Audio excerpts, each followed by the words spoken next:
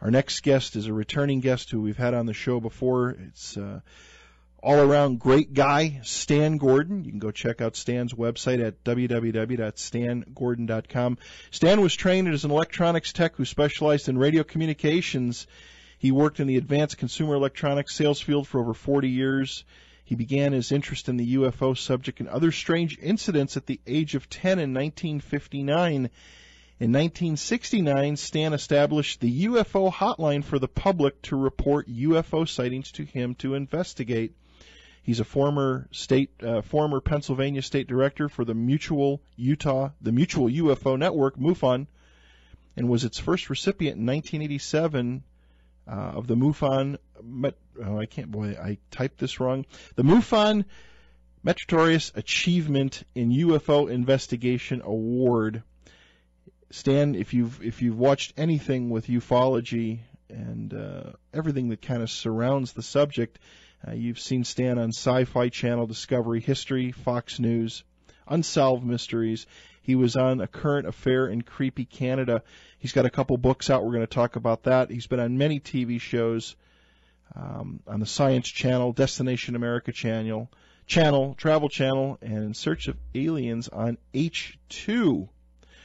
Let's go ahead and pick Stan up. Stan, good evening. Welcome to Fringe Radio. I should say welcome back, and thank you for giving us some time this evening. Good evening, Pat. It's great to be on your show. I do want to make one correction. My website is actually stangordon.info, okay. I-N-F-O. Okay, gotcha. Duly corrected, my friend. stangordon.info. That's it. We've got it. How are you doing out in on the East Coast or out in the east part of the country tonight? We're doing great. Always busy with reports around here. I've been taking calls, as you mentioned, since 1969 from the public, and I continue to get reports in here almost daily. In fact, a very interesting sighting reported this afternoon, and reports come in of current and past reports almost every day on the hotline or through email on my website. So it's always very busy here in Pennsylvania. Well, Stan, when you were on last time, and we got a lot to cover tonight, a lot of different subjects, a lot of different things we're going to talk about. When you put the hotline together way back when, nobody, there was nothing out there at the time, was there, for this type of stuff? No, really, that really was very little. I started my interest, as you mentioned, when I was 10 years old back in 1959, and people always ask me, how'd you get involved so early? Well, the reason is because my birthday happens to be during the Halloween season. So I just marked 55 years of research now. And on my 10th birthday, my parents had given me a radio, an AM radio, as a gift, and I was listening through the AM radio band that night, and there were some radio shows on, and they were talking about unusual happenings from haunted houses and flying saucers and things that went bump in the night and just weird things. And I was very interested already at that young age in science and electronics, and I wanted to know if these people were making these stories up and there was any reality to them. So I began to make a lot of trips to our local Greensburg library and read all the books they had on Bigfoot and flying saucers. And I began to scrutinize the papers for stories, and if somebody would locally report seeing something that was in the paper, I called the people on the phone and asked them about what they saw, and I kept records of it. And I was 16 years old when the incident happened near Kecksburg, which I'm sure you'll talk about a little later on. Without a doubt. Yep, and I got involved in that case from the day it occurred, and I began working on the case as it was unfolding. And so next year marks 50 years for that case. And it was after that I got out into the field to do first-hand investigations, and I've been doing it ever since. But it was in 1969 that I decided to set up a hotline. And back in those days, there was a heck of a lot more ridicule than there is today. I can imagine. And I began to talk to the local police authorities, and I began to make contact with local newspapers and told them what my idea was to do. And, within days and weeks of people hearing about my hotline, the phone here in the house was just ringing day and night. And I was getting calls on anything unusual, not just UFOs, but haunted houses and strange creatures and weird noises and anything unusual. Calls were coming in. Well, it got to the point it was out of control very quickly. There was so much coming in, I couldn't handle it on my own. So my goal was to try to organize a volunteer group of research people who could respond to these incidents very fast, hopefully to be on scene of an incident while it was ongoing or soon after, while all the information while the evidence might be fresh. So that's what I did. In 1970, I founded the first group was called the Westmoreland County UFO Study Group. It was a small group, started out here about 30 miles east of Pittsburgh, and we began to move into the Pittsburgh area. But over a period of time, it was quite a unique group in that it was what Dr. Hynek would have called the invisible college, because so many of the people worked with me because their reputation position did anonymously. Right. So we had scientists and engineers from the local universities and colleges in the Pittsburgh area, from like Westinghouse, Alcoa, Gulf Research, many other companies that were dealing with the science and industry at the time. And they were all doing this, again, out of their own pockets like we all did, and we had no funding. And with my electronics background, I set up a two-way radio dispatch system so we could radio dispatch some of the investigators out to the scene very quickly. And we became extremely involved. And by 1973, the group had expanded to the state of Pennsylvania. So we were taking over the whole state, and we were getting many, many reports in. But interesting even to us was the fact that we were beginning to get referrals from the police departments, the state police, other agencies across the state were referring cases for us to look into. So we were extremely busy. And I continued my organizations basically until 1993. And since then I've been working as an independent researcher. And I still have contact with a lot of people in the research field, but I investigate as many cases as I can. And so things are still very active around here.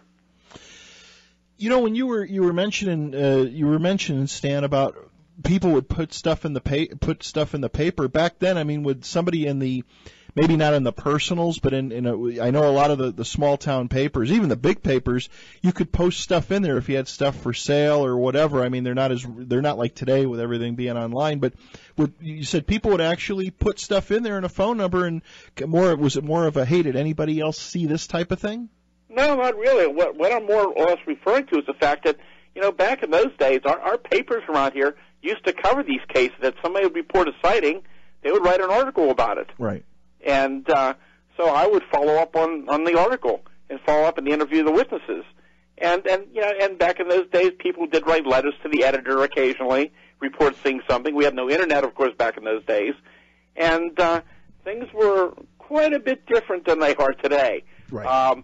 I've heard some people, other investigators say around the country that they really didn't seem to have much support with the media.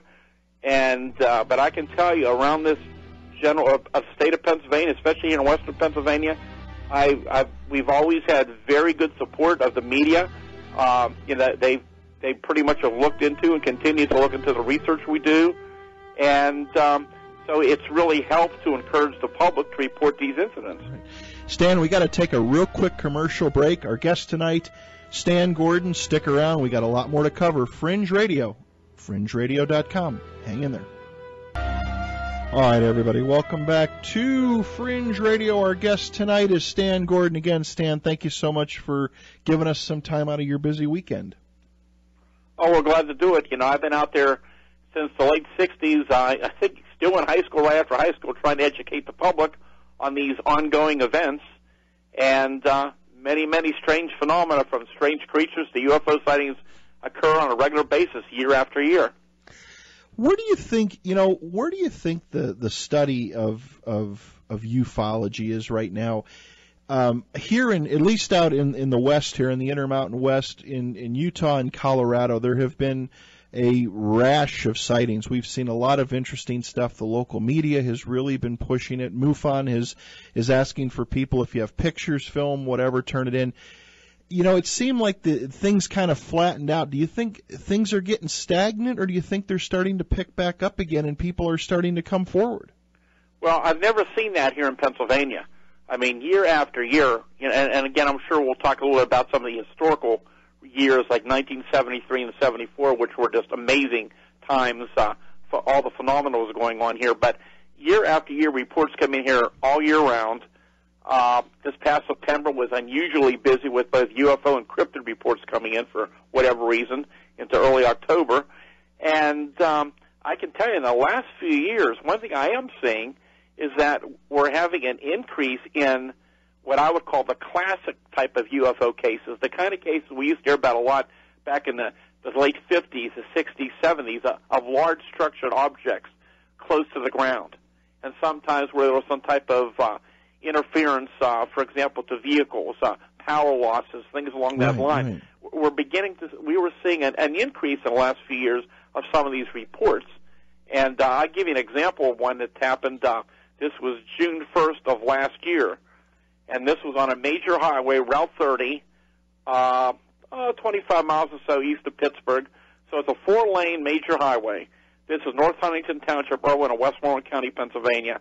And a woman who did not believe in UFOs until that night, and her 3-year-old child, she was coming out of a convenience store, making a left, was heading down eastbound on Route 30, when she had to almost stop dead in the middle of the road, because right in front of her is this huge, solid, metallic, rectangular object about 60 feet above the road, taking up all 4 lanes of the highway. Now, the object is hovering there. It's making no sound. I did many interviews with her, and she drew some very interesting sketches. There's a sketch of it on my website. You can go back and find that report. The lighting was completely different than any type of navigational lighting on aircraft. And her little 3-year-old baby yells, "Mommy, flying iPad in the sky." Wow. And she had to pass underneath this thing. Now, she was on the cell phone at the time and trying to describe this to the person she was talking to. When she passed underneath it, the electronics in her car went dead. For example, digital clock on the dash went out. The FM radio station she was listening to went off the air. She lost her cell phone signal. She tried to take a picture of it with her iPhone. It wouldn't let her go into the photo mode. And as she pulled down the road and got away from it, all the electronics came back on. And what I've been told from her in recent months is that her car has never worked properly since that night. It's been in and out of the shop quite a bit. They can't figure out what's wrong with it. So those are the kind of cases that we used to hear a lot about back so many years ago, but we're beginning to see some increase in those type of reports. Are you noticing an increase in people reporting these orbs, Stan? Oh, yeah. Well, I get many, many reports on orbs, on bright, luminous, generally spherical objects in the sky. And I can tell you, I'm open-minded to all possibilities, but one thing I've always done from the time I began doing field investigation, when you look into these cases, many cases initially seems very strange and unusual, whether you're dealing with a paranormal event or you're dealing with a cryptid case or a UFO sighting. Many things look very strange. When you look into them, most can be determined to be natural or man-made in origin. There's many things that can create very unusual effects. But year after year, incidents are occurring you cannot easily dismiss. But with the orbs, there is no doubt in my mind, and I was dealing with these things back in the 70s, long before we were talking about Chinese lanterns in the sky, because people were building or manufacturing hot air balloons, mostly out of like laundry bags, and they would launch them, and some of these things were pretty big, and they would create these huge, luminous, bright orange lights in the sky that move very slowly with the wind patterns. Sometimes they launched multiple ones, and we would catch people that are launching these things. In some cases, they were very, very dangerous because they were coming down on cars, and even in more recent years, some of these cases have become fire hazards, and they can be even navigational hazards to aircraft at times. So a lot of the cases, I believe, are indeed probably Chinese lanterns, especially, I mean, we can almost predict when you're going to have an increase around the 4th of July, on New Year's Eve, things like that. People launch them now for weddings, and we even hear funerals and all kind of other events. And, I mean, that's happened more and more. But not all of these reports you could easily dismiss as Chinese lanterns, especially with some of these things, go straight up in the sky, and they zigzag, and they change directions, they separate at a high rate of speed. Well, that's not Chinese lanterns. But I will tell you, I believe that a lot of these things are, because you can buy these kits now all over the country in dollar stores and local stores, or people make them. And I truly believe, because I watched many of them being launched, and if you don't know what you're seeing, they can look extremely strange. They can look like a very large object that's separated, but it's just the illusion of more than one of these things moving with the wind pattern. So, I believe some are explainable, and some of them are not that easily to dismiss. Well, now, like this lady the lady that called you or sent you the report about this big, I mean, well, let's call it for what most will think it is, this spaceship that landed on the road in front of her. Has anybody sent you, and I know when people are in the, when they're in the heat of the moment, they see something, everybody grabs their cell phones and they put it up on high magnify and they're snapping and shaking and whatever. But have you received, and have you ever received some photos that are pretty convincing looking to you? I mean, stuff that you're like, all right, this is probably not a hoax. I'm sure there's plenty of hoaxers, but have you seen some photos that it's hard to dismiss? It could be anything but what they're seeing. Yeah. Well, first of all, now in that case, it did not land. It was about 60 feet above the roadway, hovering, and she did attempt to take a photograph, and it wouldn't work with her cell phone camera and with her iPhone. And interestingly, I had received a report. I deal mainly in Pennsylvania cases, but I do get calls from other states. And 2 days before, I believe it was, from memory, a truck driver in Virginia who was pretty startled by a very large triangular object hovering very close to his truck. And he had a brand new camera. I can't remember if it was a camera or cell phone. And he tried several times to take photographs of that object. And every time he aimed at it, the camera would jam up. And we've heard that type of thing before in past years, so that's kind of interesting too. But the answer is yes. I get a lot of photos and videos in here, and many of them are explainable. Some are very interesting. There's one in my one book, Really Mysterious Pennsylvania, taken, I believe it was 2007 here in Westmoreland County. Very credible people. The one person that just bought a brand new cell phone that had a night vision setting on it, and those three people in their vehicle saw this big diamond-shaped object right above the tree line where they were, and they were able to get one really nice kind of color picture of it, and there is a reproduction of it in my book. So on occasion, we do get lucky, and people are able to get some photographs of some of these things. Interesting, very interesting. Well, I know you've been doing this for so long. Do you get the hoaxers every now and then, Stan, or people well, that you do, but most of them you can figure out extremely quickly, and not really what you would say hoaxers, but and I didn't have this problem until cell phones came about, and I know I'm not the only one. I think almost everybody has a hotline out there. Occasionally you'll get some crank calls from kids or whatever, leaving messages on your answering machine or making crank calls, but it's very small in comparison to reports. You get a lot of reports in that are by credible people who see things which turn out to be many times explainable, but they're not hoaxes. They're just misidentifications.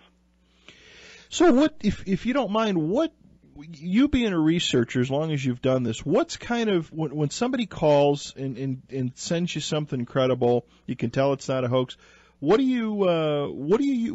kind of the first steps? What do you do?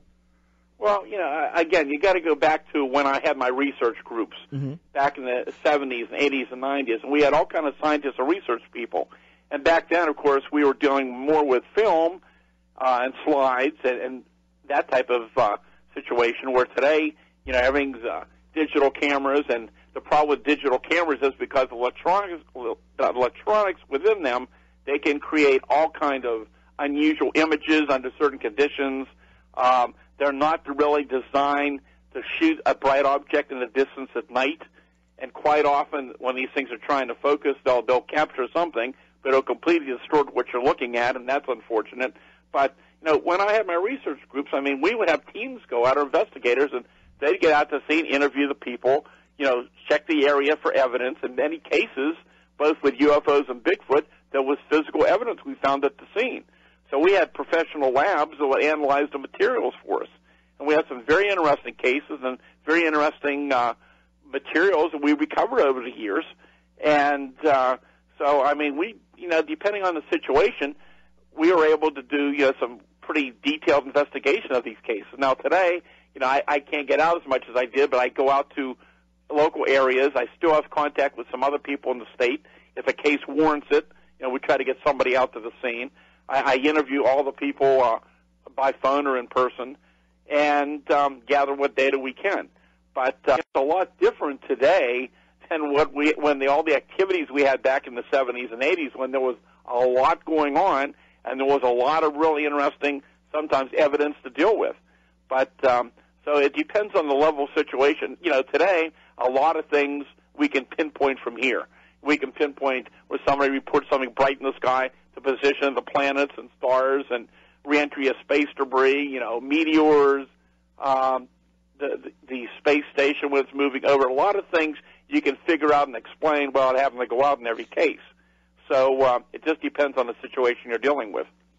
One of our listeners writes in, says, Stan, if I've got videos info, can people send that stuff to you through your website if they've got unique stuff that they want you to review? Well, actually, I don't have my groups anymore, so okay. I'm really, really limited to what I can do. I don't do it myself.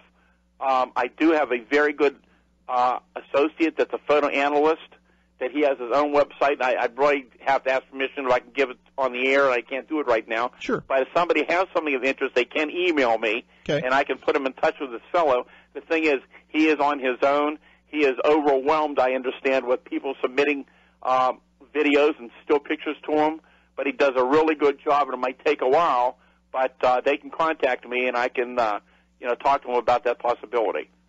Gotcha. Yeah, no problem. Just yeah. There are people that I know that MUFON is out there for people, and a lot of different a lot of places they can go. But some people, I think they that with your experience and your credibility, before something gets lost, it's kind of good to have somebody they can send something to that they know that is credible. I'm not saying that MUFON isn't, but I mean that that's maybe a little smaller. So anyway, if they're listening, they can. Yeah. Well, the thing is, what I deal with the public is that I get so many people call me all the time, especially people who have had, well, we might consider a high strangeness case, people who have had close encounters with Bigfoot or other strange creatures, or very close UFO cases, and many of these are people who never believed that these things could exist, so they had their own experience. And for many of them, it became a life-changing event. And they were very reluctant to even talk to me about it, for a while, and then they would tell me. But so many people call me and say, look, I don't want you to think I'm crazy and don't use my name, but this is what happened, and I want to know if anybody else saw this. And it's very interesting because sometimes people will find out that, yes, other people reported it about the same time in the same area. And I've had cases where people from 20 years ago reported something and never report it till at this more present time. And they were shocked to find that I actually had records from their area where other people reported the same thing in the same area. Gotcha. What about do you delve into the abduction cases, Stan? The encounters? Well, actually, I was probably one of the first researchers to get involved in it back in the 60s, long before a lot of the well-known names got involved in the field. And when I had my teams, we looked into a number of alleged abduction cases over the years. The thing is, with some of those cases, some of them were extremely involved. Many times there were situations there where people were claiming to have ongoing experiences. Well, you could spend days and weeks and months, and sometimes years, just on one case. And unfortunately, with people doing this voluntarily, with being overwhelmed with multitudes of other ongoing cases, you couldn't spend as much time on some of these cases as you'd like to. But I can tell you, there are certain individuals that I started working with back in the 70s that I'm still in contact with today. And been able to monitor their lives and see some very interesting things that have happened to them through generations of their family, from parents to grandchildren, and others in the family, and various ones having and claiming to have very type of experiences. And some of these people, were very credible. I dealt with people from all walks of life, males, females, women, children, police officers, I remember a minister, engineers, all kind of people who were extremely reluctant to even come forward. And something was happening to some of these people. Something was happening, was very interesting. And I began to do a study, but again, we were overwhelmed back in the day, and we just didn't have the time to get involved as much as I would like to have. So I began to do a study of interviewing people who had a lot of these abduction experiences. And I began to find that, one, most of them most of these people began to experience from the time they were very young children. They began to have various type of paranormal events go on with themselves, other people in the family, and then very commonly throughout their life, they would have other type of encounters with UFOs or various cryptids or other type of paranormal experiences, ESP experiences, and it makes you wonder, did these people have certain abilities that they were able to perceive certain phenomena? Right. Was the phenomena somehow attracted to them? Right. Or was it the experience that somehow they began to have certain abilities they didn't have before? Many, many unanswered questions. Stan, a lot of interesting things were showing up. I got to stop you just for a second. We got to take a couple-minute break to pay the light bill. Our guest tonight, Stan Gordon. Go check out his website at stangordon.info. We'll be right back. Fringe Radio. Hang in there. All right, everybody. Welcome back to Fringe Radio. Our guest tonight for the second half of the show is Stan Gordon. Stan, sorry we had to pop out there for a quick commercial break. Let's pick back up about again about the abductions. It seems that's kind of the trend, though, is that it starts at a very, very early age. Yeah, from the cases I looked at. Now, one thing that's kind of interesting, in more recent years, I rarely ever get any calls about that type of incident. And it was very, very common back in the late 60s, the 70s, or 80s. We were getting many, many such cases. I continue to get a lot of UFO cases, a lot of Bigfoot reports, a lot of other phenomena, but rarely do I get any current abduction reports. Where do you think people are? Do you think people are just keeping to themselves? I know the internet right now. There's so many different sites out there that people can go to. I know MUFON, Kathleen Marden is I believe she's heading up a piece of that for MUFON. Do you think people are reluctant to talk about it, or are there so many avenues where people can go with it? Well, I think that might be a part of it today too, because again, when I started out, there was no internet. And my group was probably one of, in the country, because we had the hotline, we had an active group of research people. It was one of the few places in the country where people could actually report an incident and it'd be investigated for many, many years. So for many years, people knew about that. And then there was the national groups. Well, now, with the internet, you've got many individuals. You've got many individual local groups that keep coming up. You've got the national groups and researchers. And there are some people that just specialize in abduction cases. So it may very well be that a lot of these people are going to those who specialize in that type of event. Because I hear they still go on, of course, but I just don't hear that much about them like I used to back when things were very, very active. Yeah, yeah.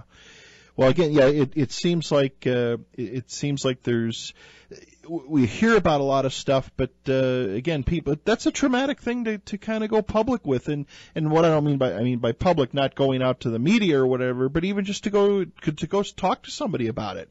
Yeah. A lot of people, especially that have had something what they feel is credible happen to them. It takes a lot to go out and say, hey, I need some help. I think something's wrong. Right, and it's not just with the abduction aspect of the UFO phenomenon. It's witnesses and people who have encounters with all kind of other phenomena, from all kind of strange entities and strange creature sightings. Very often, the stranger the event, the more reluctant the people are to talk about it publicly, and also it's how it affects those people. I mean, I've dealt with people for years who had incidents happen to them 20, 30 years ago. And even today, they still are having trouble dealing with it. Yeah. Do you think, with some of the people, looking back in the early days of the hotline, and when you were doing, when you had your team and you were doing the research yourself, when people were calling you or sending you stuff on sightings, did the abduction stuff kind of stick out a little bit? Could you kind of get a sense? Because I'm sure you got a plethora of stuff sent into you. Would you, after a while, does it kind of start to follow a pattern where people say, hey, I saw something, and then maybe the missing time or lucid dreaming? Is that something that happened back then that you'd kind of pick up on, where someone, you'd kind of say, hey, look, okay, there's probably some there's some credibility to what this person is telling me about? Oh, yeah, there was a lot of similarity to the reports, as I recall.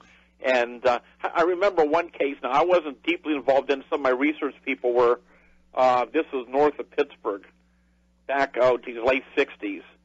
And again, this was in the early stages when we really were hearing very little nationally about these cases, but it was an incident where a fella, as I recall, claimed he was taken aboard a landed craft on more than one occasion, going into the woods, getting out of bed early in the morning and running out into the middle of the woods and going aboard this object, and various type of biological experimentations were allegedly going on. But what I remember that stuck out in my mind was how he described what these beings look like. And he talked about the fact that they were small, 3.5, 4 feet tall, somewhere around there. But he said they looked like Pillsbury Doughboys. And I always thought that was such an interesting way to describe what a lot of people might consider to be almost like a gray today. Interesting. Very interesting. Yeah.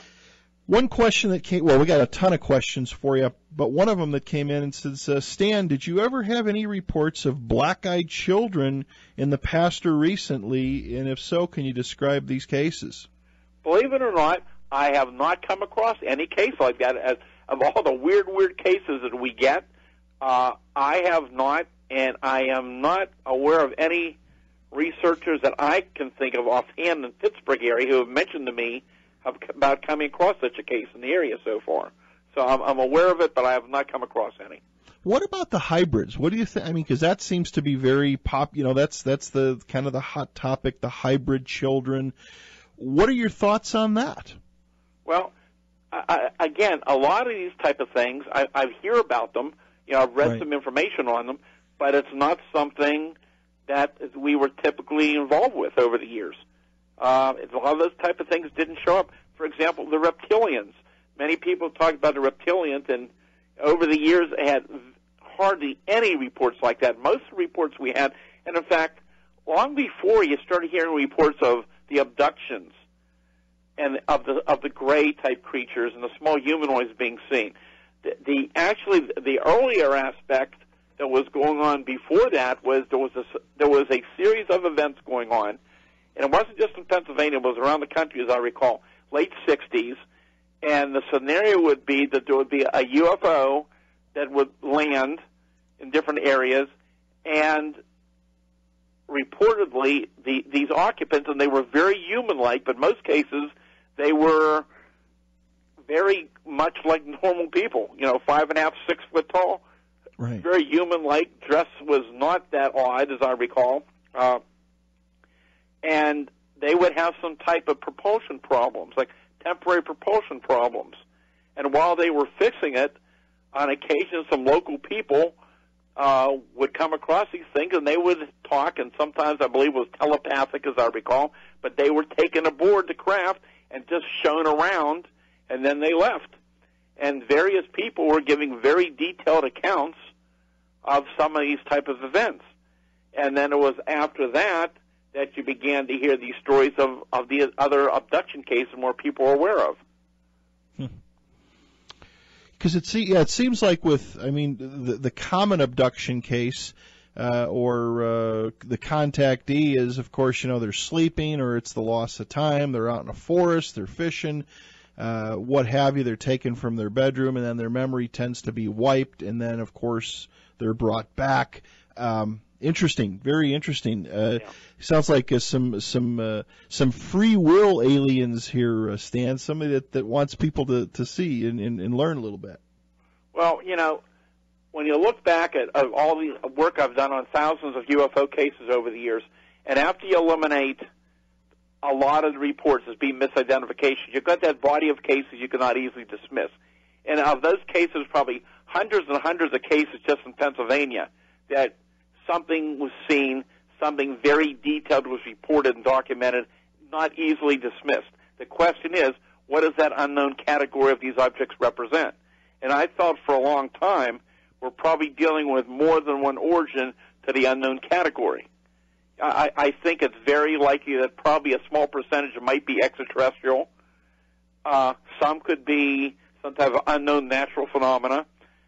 And then more and more of these cases I'm looking into, and not just with UFOs, but a lot of the cryptid and even the Bigfoot phenomenon. We can talk about how this all came about back in the 70s, tends to suggest that some of these things, for a better term, may well be interdimensional. We're dealing with a phenomena that takes on a solid physical form under certain conditions, sometimes leaves physical evidence, and then it's physically gone. It comes and it goes under certain conditions, which we don't know exactly what those conditions are. Sometimes it seems as though they occur more commonly in certain areas, but very commonly, I found a pattern many, many years ago that many close-range UFO encounters and many close-range cryptid encounters, such as with Bigfoot, occur in the vicinity of energy sources. For example, near power generating stations or high-tension power lines, near gas wells, gas lines, radio communication towers, railroad tracks, water and dams, things along that line. Well, yeah, and I'd like to, in the second hour, I'd like to get into a couple things. I've got some more questions for you, and for the second hour, I definitely want to talk about Kecksburg and the Bigfoot phenomenon. Interdimensional, that's something that's kind of, it's been talked about for a long time, but seems to be a little bit more at the forefront, especially with these cryptids. Yeah, exactly, and I've been talking about that now for over 30 years. I began to publish information on this back in the 70s after this major outbreak in 1973, which we can get into. And some of the cases we documented were some of the most unusual cases ever documented. But the interesting thing was, as these were occurring, we were on the scene within minutes to hours, and we were documenting it as it was happening. Yeah. And these were extremely interesting, unusual accounts that completely changed my attitude towards what we might be dealing with. Interesting. Bill from upstate New York writes and says, Stan, have you ever encountered somebody who was an abductee or a contactee with an implant? Have you ever dealt with have you ever had people come to you with talk about implants? Well, back years and years ago, we heard some of those stories, but I don't recall anything where we had any cases where there was anything that I can think of off the top of my head where there was anything physically we could really get into and analyze. I don't recall any. I'm aware of other cases that other people claim to have gotten into, but I don't recall of us having any like that. Okay, gotcha. Is it? Yeah, I mean, and sadly with Dr. Lear passing on, I mean, that was so much. We actually had an interview lined up with him. So sad because I wanted to talk with him. I actually talked with one of his patients that he was working with. And that's that's a discussion for another time. But the implant thing is seems to be a little bit more commonplace out there than not. Yeah, I've heard a lot of stories, and I've talked to various researchers from other parts of the country over the years who said they were working on cases where they had something tangible that they were examining. So some of those cases sound quite interesting. Our friend from one of our East Coast listener writes and says, Stan, do you have any knowledge of UFO appearances over 3 Mile Island? There were, I know, reports down that general area, outside of Harrisburg and that general area, going back for years. I mean, I know for sure like the 70s and 80s and 90s, and we still get reports down around the Harrisburg area. I can tell you I have had many, many sightings around power generating stations across Pennsylvania for years. There have been many, many reports. I think it's down around the Susquehanna River. I know there have been some reports even the last couple of years of objects over that general area. Many sightings here in western Pennsylvania near the power generating stations. For example, up in Homer City, up in Indiana County. Homer City is a large power generating station. And from the time it was being built in the late 60s, while it was under construction, there was a major UFO wave that was occurring in that area. I mean, large objects coming down and attaching themselves to the power lines. There was a landing on the roadway, which I believe there was some kind of physical residue was found. And the PennDOT, the state agency, reportedly was investigating that. But it got to be so many reports up there that a professor from the college formed a UFO group to investigate all the sightings up in Homer City. And ever since that plant has been built, even in the last couple of years, we continue to have UFO sightings around the power station. And in fact, in recent months, we've had some cryptid sightings very close to the power station. So these things keep going on year after year. Wow. I don't know if it was you or not, and please excuse my ignorance if it's not. Were you there's so many different researchers out there doing research with ufology. Were you involved with the couple? And I want to say it was you because I remember. Maybe it was because I interviewed you and I talked about where there was this silver-like material that fell down from the spaceship and a craft and rained down over these trees. I think you're probably talking about Pennsylvania MUFON. Yes. That a couple years ago was looking at cases. Now, that was down in the Harrisburg area around Philadelphia. Okay. In Harrisburg, and that was them that looked into that case. But I've had cases over the years. In fact, let's see, my memory is 1972. We were having a localized wave of UFO cases. We were having formations of brilliant objects going across the sky. And during that time period, I believe it was like in April or May of that year, there were a series of cases where people were seeing some kind of metallic material falling from these objects. So our teams were getting out there, searching the mountains and the woods and areas where people reported, and we came across and we recovered a number of samples of this very interesting metallic material. For a better term, we call it space grass. And we had various labs analyze it. And what's interesting is it came down in clumps. So when you looked under an electron microscope, you had thousands of these little metallic strands that are interwoven together. And the closest thing would have been Air Force radar chaff, which the military would have used to drop from aircraft. It would dispense into thousands of fragments and caused interference to radio or radar signals, which you're familiar with. Right. This stuff was different. It came down in clumps. And when it was examined, it turned out to be almost 100% aluminum. But the mystery is nobody knows who would manufacture it or why it would be manufactured in the condition it was found. Gotcha. And why it was found during this UFO wave. And there have been other, over the years, back in those days, I think it was 60s, early 70s, we would come across a number of other incidents where similar material was found. And it has been also recovered over the years in other parts of the country. In fact, even John Keel, back in the 60s, talked about this unusual metallic material that was showing up.